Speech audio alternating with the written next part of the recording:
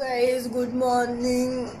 आज मॉर्निंग आमर बाहर होटेल रे तार बहुत टाइम उठी गलानी मु काली बहुत लेट नाइट पर्यंत असाइनमेंट लिखुली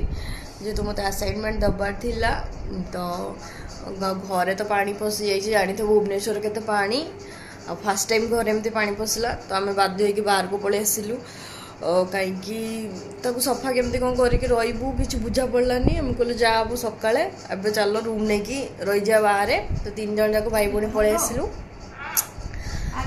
से तार घर फोन लगे कि माँ सहित कथा हो भाई जाइए कौन खाया आने मु जाऊँगी फ्रेश फ्रेश होगी कथा हो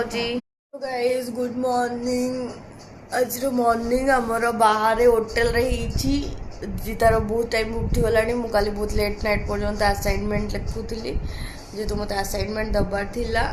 तो घरे तो पानी